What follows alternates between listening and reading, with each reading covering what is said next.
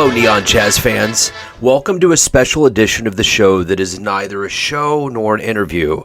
It's something deeper and necessary in regards to the past week I've lived and experienced. It's been a handful of days since the world went a bit magical and a stellar jazz voyage commenced after much planning.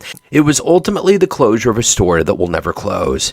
It's the story of Tracey and John, a daughter and father, and it all began on April 8th, 2025 with an email to me. And it went like this. Hi, Joe. I've been playing your podcast nightly for my dad over the last year and a half. Dad has dementia and can no longer navigate technology, but with the brilliant advent of Apple's Share My Screen feature, I am able to FaceTime with him and share your show each night. As someone who grew up loving jazz and attending shows throughout his life, Dad thoroughly enjoys your podcasts. Most nights he says, I didn't know that person, but I wish I had. Or that was a really meaningful story. His attention span is shorter these days, so the format of the show is perfect to keep his attention and allow him to follow along. I listen as well and enjoy recapping what has been discussed afterwards. We both agree there is something magical about musicians. Even though they experience challenges, tragedy, and hard times, there always seems to be a unifying spirit of hope at the end of the day and interview. Neither of us are musically inclined, but we think it's the music itself that fills in the darkness with this spark. So we wanted to thank you for your work, the thoughtful questions you ask, the meaningful stories the musicians share, and providing us with a little joy at the end of our day. Cheers to jazz. Signed, Tracey Ostabo, and on behalf of her father, the great John McCargo. And it all began with a simple letter of gratitude for something I do because I love it. And at the end of the adventure, it turned into a homage to a jazz community that I've been a part of for the last 14 years. And at the end of the day, the story is about embodying the best of every single jazz musician that is alive, whether legendary or busking. It embodies that flame of a truly American experience that came here from Africa and grew into a phenomena. And in that jazz music, I decided to start a show in the basement of my good friend and engineer John Christopher's basement in Belton, Missouri, known as Signal Hole, doing that back in 2011. And in that love of the music, I made a firm commitment from the start to interview musicians, let them tell their uniquely American story instead of pouring through articles and periodicals. And in all of these years, I have fielded amazing stories. I've felt the love, I've received gratitude, and witnessed a groundbreaking humanity every time. And subsequently, I have tried in earnest to program that into everything I do. And what I have learned from these musicians is that in the improv of living, we are afforded times to pay it forward.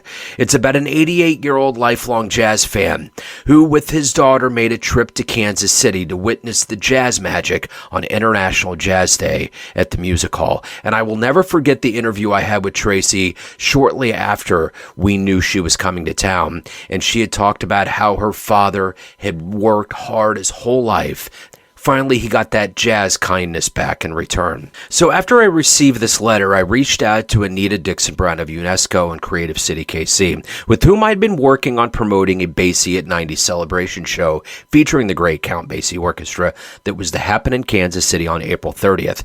Tracey said her dad, John, was the biggest Count Basie fan ever, and with that, the light bulb clicked. I had the idea. I asked if we could somehow fly them in, secure a hotel, and get them to the show. And very early on, Anita enthusiastically agreed. And after a little longer with Tracey to make sure it was all good, we got the green light from her and her father. And it was on. The adventure was beginning. Ultimately, it turned into a flight to Kansas City, and I went with my son Miles to their hotel on the plaza to greet them and gifted them with some original artwork that I did on LPs, the latest Count Basie Orchestra album featuring Deborah Silver, and I gave him his favorite beer, a six-pack of Labatt Blue, and made sure as I looked into his eyes that he knew this was one of the greatest things to ever happen to me in my whole life. From this little jazz show that began as a tiny dream of continuing that lifelong dream of getting into broadcasting, it culminated into a dream trip of making John feel the jazz magic in a city known as the original cradle of jazz, and to give Tracey the joy of sharing that experience with her father. This whole experience was surreal, and when I finally sat down in my seat that night at the music hall to see Lonnie McFadden bring Scotty Barnhart and the band onto the stage, I knew that John and Tracey were up front and center as the power of the Count Basie Orchestra hit hard, and Scotty mightily proclaimed that the band finally got back to its original home in Kansas City, Missouri. The circle was rapidly completing, and it was what jazz should be and how humans should be to each other. So the night after the show, I got pictures and video from Tracey of John loving the show. Then I got a picture of him landing back home in Texas and confirmation that the full arc of a magical circle was indeed complete. And I'm here to tell you that it exceeded every expectation and stands as one of the coolest things I've ever witnessed. Sometimes this world of radio and podcasting can be quite isolating, a vacuum kind of world of wondering who is out there listening. And now I know. So thank you for tuning in, being part of the story, and especially to John and Tracey for being my biggest fans and taking that courageous leap to come to Kansas City and punch their golden ticket to the proverbial jazz show. This story will never end, for the story of jazz is infinite, and we are all woven into that sky of stars that will keep us alive and well right on into forever. And a mighty thanks to Todd Palmer at KSHB 41 News in Kansas City for constructing a brilliant recollection of a story for the Metro to see. It was masterful, and he is indeed a very cool cat. It's safe to say that John and Tracey are now honorary Kansas Cityans. In fact, Tracey said in the airport on the way home, some folks recognized them and posed for pictures. So again, thank you. And thanks for tuning in for 14 years and loving jazz and watching this story unfold, which proves to me that truth is a lot more spectacular than fiction. Thanks for tuning in for 14 years.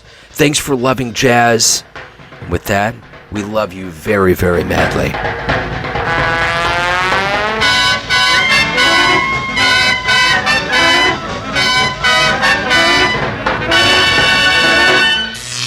Neon Jazz.